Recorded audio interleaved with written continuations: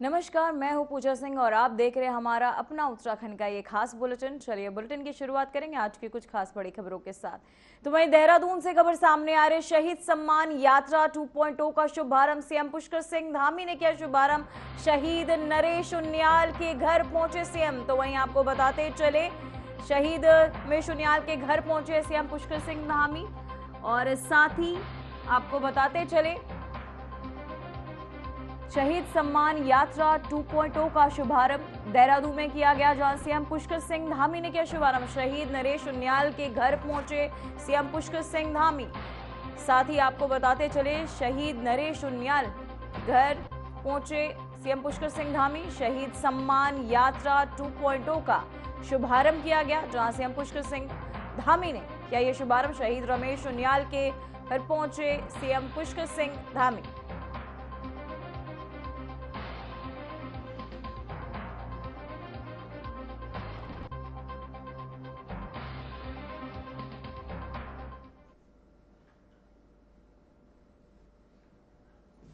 तो वहीं आपको बताते चले, सीएम पुष्कर सिंह धामी शहीद उनियाल के घर पहुंचे। शहीद सम्मान यात्रा 2.0 का किया शुभारंभ, सीएम पुष्कर सिंह धामी ने किया शुभारंभ। वहीं शहीद नरेश उनियाल के घर पहुंचे सीएम, जहां आपको बताते चले शहीद सम्मान यात्रा 2.0 का शुभारंभ भी किया गया। सीएम पुष्कर सिंह धामी ने किया शुभारंभ। तो वहीं शहीद नरेश उनियाल के घर पहुंचे, उन्हें श्रद्धांजलि अर्पित की। साथ ही आपको बताते चले शहीद सम्मान यात्रा 2.0 का शुभारंभ भी किया। तो वहीं उत्तराखंड के मुख्यमंत्री पुष्कर सिंह धामी ने पंडित दीनदयाल उपाध्याय की जयंती के अवसर पर दीनदयाल पार्क में स्थित उनकी प्रतिमा का माल्यार्पण कर उन्हें नमन किया। इस दौरान मुख्यमंत्री धामी ने कहा कि पंडित दीनदयाल उपाध्याय ने समाज के गरीब, वंचित और पिछड़े वर्गों के उत्थान के लिए जीवन भर काम किया। उनकी शिक्षाएं और आदर्श आज भी प्रेरणा का स्रोत है। इसके बाद सीएम धामी ने मुख्यमंत्री आवास में भी पंडित दीनदयाल उपाध्याय के चित्र पर पुष्प अर्पित कर उन्हें भावपूर्ण श्रद्धांजलि दी।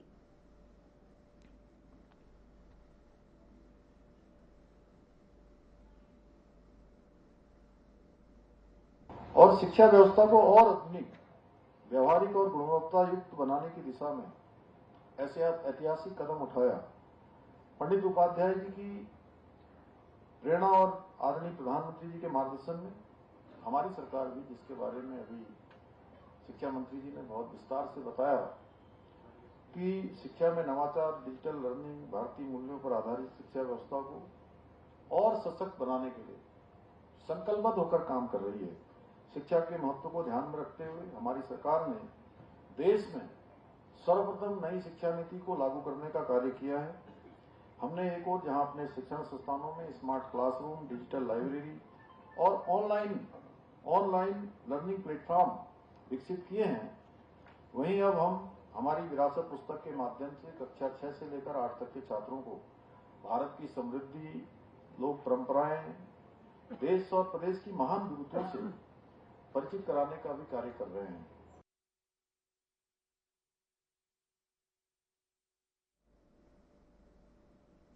तो वहीं खबर देहरादून से, जहां प्रदेश में स्वदेशी अपनाने और जीएसटी की नई दरों को लेकर जन जागरूकता अभियान चलाया गया, जिसमें स्थानीय बाजारों में जनसंपर्क कार्यक्रम के जरिए जनता को नवीन दरों के लाभ के बारे में बताया गया। इसको लेकर मुख्यमंत्री पुष्कर सिंह धामी ने कहा कि 22 सितंबर से लागू दरों का सीधा फायदा जनता को मिल रहा है। उन्होंने बताया कि खाद्य सामग्री और रोजमर्रा की वस्तुएं सस्ती हुई हैं, जिससे आम लोगों को बचत हो रही है। मुख्यमंत्री ने इसे बचत उत्सव करार दिया और कहा कि इससे दुकानदारों की बिक्री भी बढ़ी है। सीएम धामी ने इस फैसले के लिए प्रधानमंत्री नरेंद्र मोदी का आभार जताया।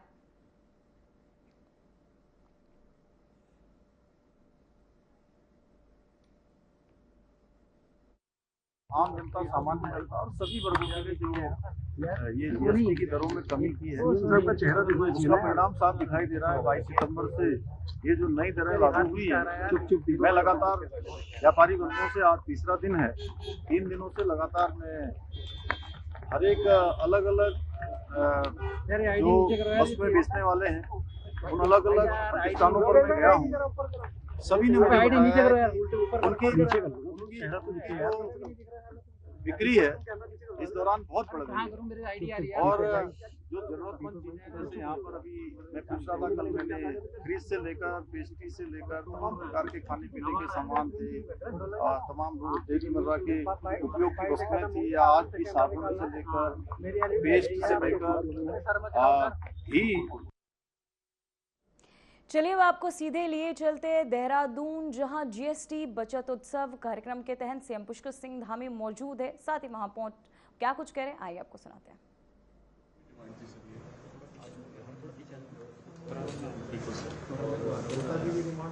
जी सर, आप लोगों के सहयोग है सर।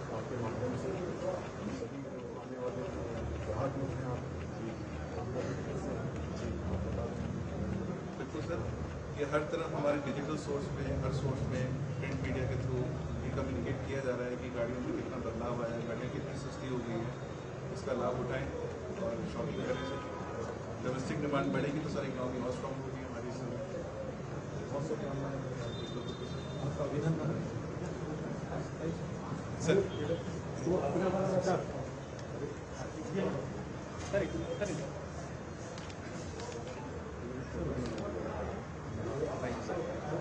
पुनीत अरोड़ा सर, ये हिमांशु भाई।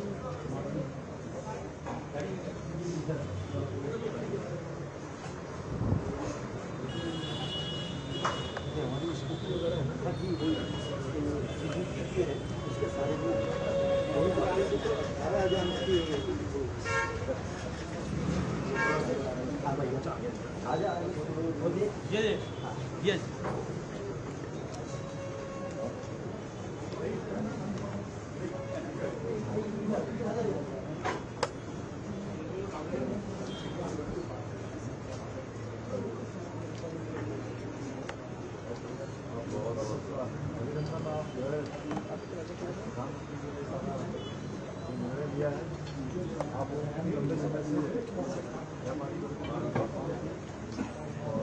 जनता की भी मांग थी बेसिक हुआ है, तो आप लोगों के इस पर जो खरीदने वाले लोगों की संख्या बड़ी खरीदने वाले मतलब पहले तो अभी इंक्वायरी आ रही है कि किस किस्म में थोड़ी थोड़ी बुकिंग भी चल रही है, मतलब ठीक कर रहे हैं। आपने लिस्ट वगैरह लगा लिस्ट वगैरह जैसे इसमें क्या क्या हुआ है, क्या क्या है? हमारे यहाँ वाइट सीमेंट में एक तो कमी आई है, सीमेंट में वाइट सीमेंट वगैरह 28 था पहले, अब 18 बचा। एक बैग में लगभग 70 रुपये का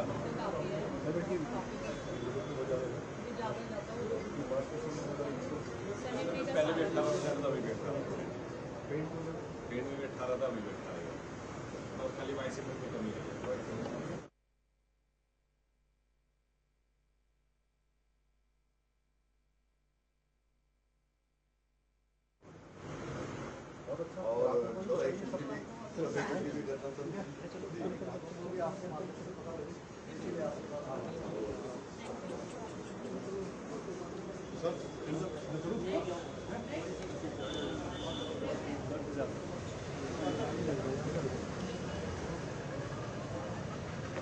राणा जी और है या हो गया? 3 वगैरह और है।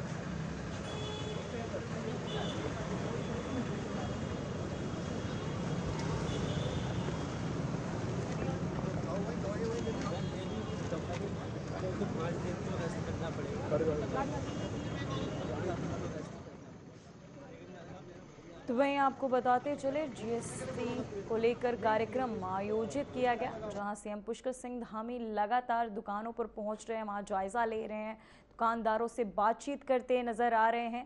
तो वहीं देहरादून में जीएसटी बचत कार्यक्रम का आयोजन, जहां आपको बताते चले शस्त्रधारा क्रॉसिंग बाजार में सीएम पुष्कर सिंह धामी मौजूद, साथ ही वहां मौजूद दुकानों में जाकर दुकानदारों से बातचीत करते नजर आ रहे हैं। जीएसटी को लेकर उसे जानकारियां लेते हुए सीएम पुष्कर सिंह धामी नजर आ रहे हैं, साथ ही उन्हें फूल भेंट कर को बताते चले सम्मानित भी कर रहे हैं। जनता और व्यापारियों से बातचीत करते हुए सीएम पुष्कर सिंह धामी देहरादून में जीएसटी बचत कार्यक्रम के तहत सहस्त्रधारा क्रॉसिंग बाजार में सीएम पुष्कर सिंह धामी मौजूद, जहां जनता और व्यापारियों संग संवाद करते, उन्हें पुष्प भेंट करते नजर आ रहे सीएम पुष्कर सिंह धामी। साथ ही आपको बताते चले, सहस्त्रधारा में मौजूद दुकानों का पहुंच, वहां जीएसटी को लेकर सभी दुकानदारों से बातचीत करते नजर आ रहे हैं सीएम पुष्कर सिंह धामी।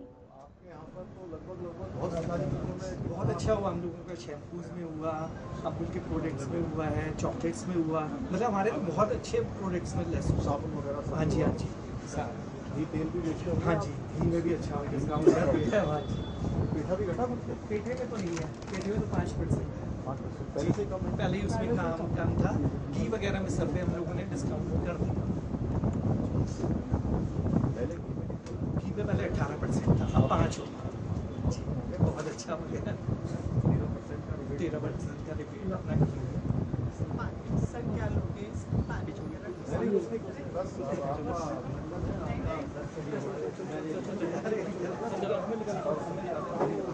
बिल्कुल, हम लोग तो पहले ही सर बस हो गया।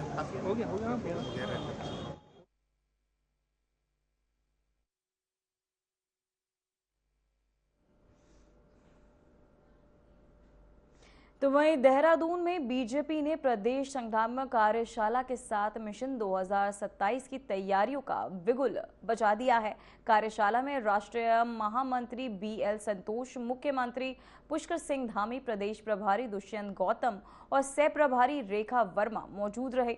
नए प्रदेश पदाधिकारी, जिला प्रभारी और जिला अध्यक्ष भी इस अहम बैठक में शामिल हुए। बीजेपी प्रदेश अध्यक्ष महेंद्र भट्ट ने कहा कि ये संगठन की पहली कार्यशाला है और अब संगठन का विस्तार बूथ स्तर तक किया जाएगा। उन्होंने कहा कि पोलिंग बूथ ही विजय का मुख्य केंद्र है, इसलिए बूथ स्तर पर समन्वय और प्रबंधन को मजबूत करना कार्यशाला का प्रमुख एजेंडा है।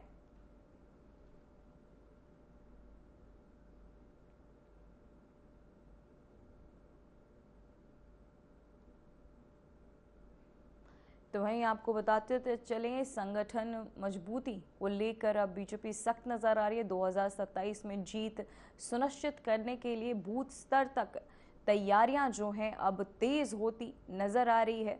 संगठन मजबूती पर ये मंथन लगातार बीजेपी करती नजर आ रही है, जहां कई बैठकें बूथ स्तर तक आयोजित की जा रही है, जहां कई वरिष्ठ अधिकारी और नेता मौजूद नजर आ रहे हैं। संगठन मजबूती पर ये मंथन होता हुआ, जहां 2027 में जीत सुनिश्चित करने के लिए बीजेपी लगातार पकड़ मजबूत करने के लिए बैठकें आयोजित करती हुई नजर आ रही है। जहां आपको बताते चले, 2027 में जीत सुनिश्चित को लेकर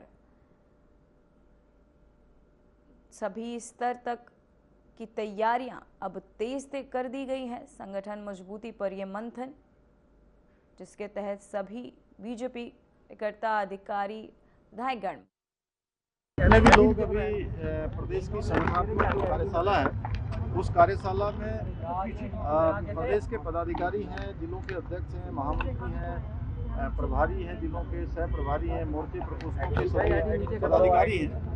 सारे लोग पहले से अनुभवी हैं और लंबे समय से पार्टी के लिए काम करते रहे हैं। और चूंकि नया दायित्व मिलने के बाद फिर से कार्यशाला हुई है और अब मिशन हमारा 2027 है, फिर 2029 है, उन सभी के लिए टीम काम करेगी। इस टीम के जिम्मे बड़ा दायित्व आया है, तो अभी नए जोश के साथ सब लगे, ऐसा आह्वान करने के लिए सभी कार्यकर्ता एकत्र। देखिए, हमारी संगठन की प्रथम कार्यशाला है।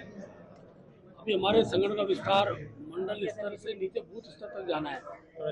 बूथ स्तर तक हम किस प्रकार संगठन का विस्तार कर सकते हैं, सारे विषय की रणनीति इस बैठक में बना रहे हैं, क्योंकि हमारा मुख्य केंद्र पोलिंग बूथ ही होता है। बूथ में भारतीय जनता पार्टी की विजय हो और बूथ हम जीते, उसके लिए कार्यकर्ताओं का समन्वय स्थापित करना इस कार्यशाला का एजेंडे में है। इसके साथ साथ बड़ी संख्या में, क्योंकि पंचायत का चुनाव हो, नगर निगम का चुनाव हो, अनेकों महापौर से लेकर पार्षद से लेकर जिला परिषद, ब्लॉक प्रमुख, बीडीसी मेंबर, इन सबको भी हम अपने बूथ के प्रबंधन कार्य में लगाएंगे। इस लक्ष्य को हमने जुड़ा है और 2027 में पुनः ट्रिपल इंजन की सरकार उत्तराखंड में बने, उसके लिए कार्यकर्ताओं से रात दिन मेहनत के साथ और केंद्र और प्रदेश सरकार की योजनाओं को घर घर तक, गाँव गाँव तक पहुंचाने कार्य योजना पर हम चर्चा कर रहे हैं।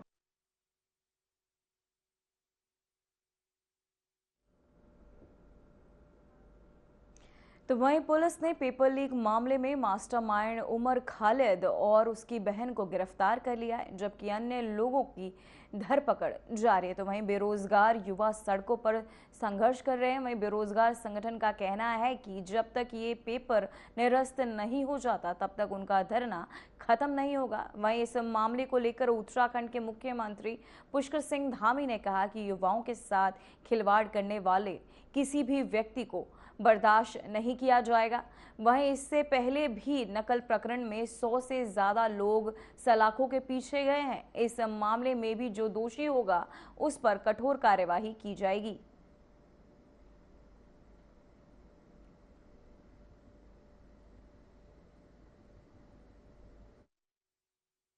किसी भी कीमत पर युवाओं के, नौजवानों के भविष्य के साथ खिलवाड़ नहीं होने दिया जाएगा। चाहे कोई भी इसमें दोषी पाया जाएगा, उसके खिलाफ कार्रवाई होगी और ये हमारी जीरो टॉलरेंस की नीति है। जब से मैंने इस जिम्मेदारी पर काम करना प्रारंभ किया, जब भी मेरे सामने ये मामले आए हैं तब हमने इस पर कार्रवाई की है। 100 से ज़्यादा नकल माफिया पहले ही जेल के सलाखों के पीछे जा चुके हैं। अभी इस पर कार्रवाई चल रही है। एक आरोपी इसमें पकड़ा गया है और उसकी पूरी जांच हो रही है। सारी एजेंसियां जांच कर रही है। जांच के बाद छात्रों के हित में वो सभी निर्णय लिए जाएंगे जो जरूरी होंगे।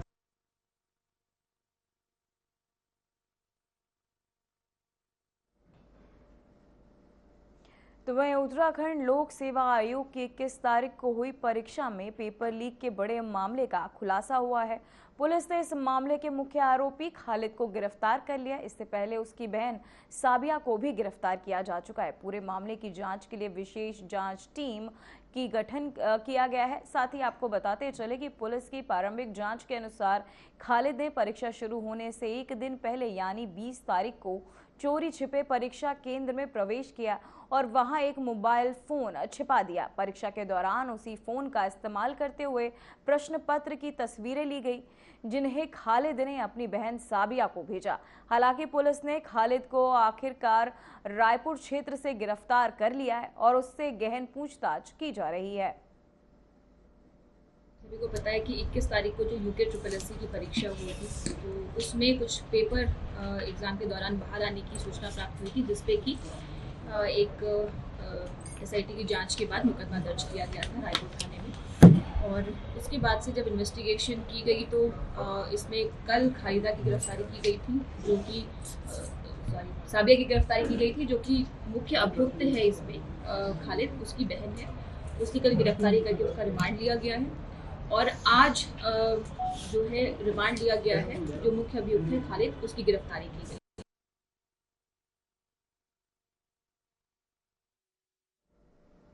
तो वहीं उत्तराखंड अधीनस्थ सेवा चयन आयोग की 21 सितंबर को हुई स्नातक स्तरीय परीक्षा में पेपर लीक प्रकरण के मामले में सरकार ने कड़ा कदम उठाया है। इस मामले की गहन जांच के लिए हाई कोर्ट के रिटायर्ड जज की अध्यक्षता में आपको बताते चले स्पेशल इन्वेस्टिगेशन टीम का गठन किया गया।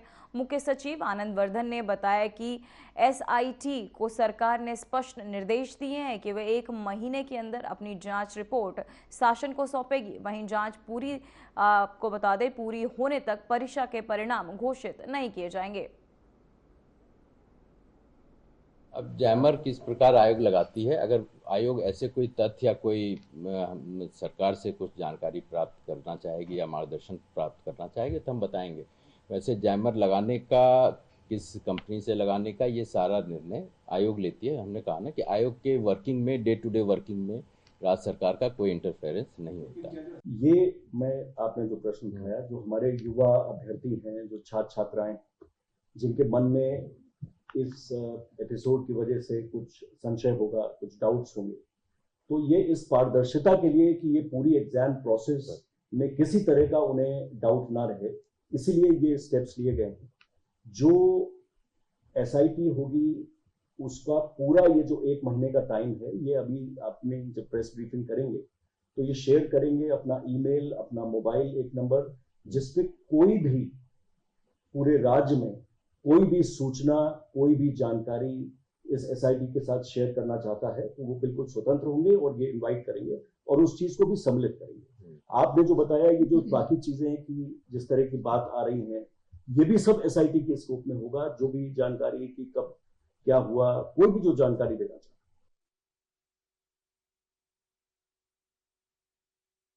तो वहीं अल्मोड़ा में यूकेएसएससी परीक्षा में कथित पेपर लीक प्रकरण को लेकर यूथ कांग्रेस ने चौघना पाटा में बीजेपी सरकार के खिलाफ प्रदर्शन किया। कार्यकर्ताओं ने जमकर नारेबाजी की। इस मौके पर यूथ जिला अध्यक्ष दीपक कुमार ने कहा कि बार बार पेपर लीक से युवाओं का भविष्य खतरे में है, लेकिन सरकार दोषियों को सजा देने में विफल रही है। उन्होंने शीघ्र कार्यवाही कर सभी दोषियों को कड़ी से कड़ी सजा की मांग की है। तो वहीं आपको बताते चले, सरकार के खिलाफ नकल को लेकर लगातार नारेबाजी। यूकेएसएससी पेपर लीक का ये पूरा मामला, जहां पेपर लीक को लेकर आपको बताते चले प्रदर्शन करते नजर आ रहे लोग सरकार के खिलाफ लगातार जमकर पेपर लीक के पूरे मामले को लेकर नारेबाजी करते नजर आ रहे। यूथ कांग्रेस का जोरदार प्रदर्शन जो है देखने को मिल रहा है यूथ, और साथ ही आपको बता दें सरकार के खिलाफ नारेबाजी पेपर लीक को लेकर करते हुए यूकेएसएससी पेपर लीक का ये पूरा मामला, जहां यूथ कांग्रेस का ये जोरदार प्रदर्शन सरकार के खिलाफ जमकर नारेबाजी करते हुए नजर आ रहे प्रदर्शनकारी। अल्मोड़ा यूथ कांग्रेस द्वारा मुख्यमंत्री का पुतला फूका गया है। उत्तराखंड के मुख्यमंत्री का पुतला फूका गया है। ये पेपर लीक घोटाले के विरोध में फूका गया। 5 बार घोटाले हो चुके हैं, 5 बार पेपर लीक हो चुका है। 2016, 2018, 2021, 2023, 2025, 21 सितंबर 2025 को 5वीं बार घोटाला हुआ है। और तो 2023 में जब 4 बार घोटाले हो चुके थे, जब 4 बार लीक हो चुका था, जब 4 बार चोरी हो चुका था ये पेपर, तो उसके बाद इनके द्वारा एक कानून बनाया गया, नकल विरोधी कानून। उसके बाद भी आज इनकी नाक के नीचे ये काम हो रहे हैं, ये चोरी हो रही है, ये पेपर चोरी हो रही है।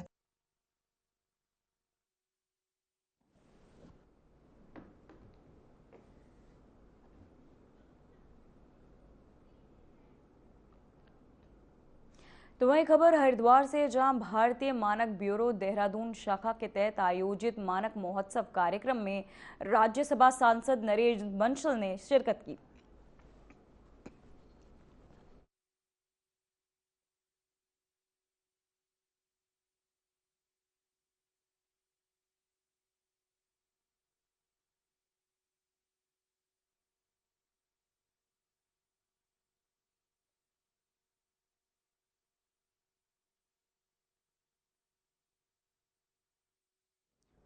तो वहीं आपको बताते चले, सांसद नरेश बंसल ने कार्यक्रम में शिरकत की। साथ ही कार्यक्रम में मंच पर एसपी क्राइम जितेंद्र मेहरा की उपस्थिति हुई रही। वहीं आयोजकों के अनुसार कुछ समय बाद राज्यसभा सांसद कल्पना सैनी भी कार्यक्रम में भाग लेंगी।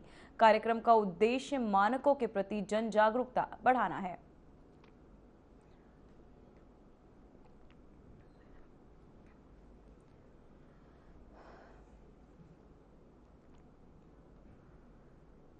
फिलहाल बुलेटिन में बस इतना ही। मुझे दीजिए इजाजत। नमस्कार।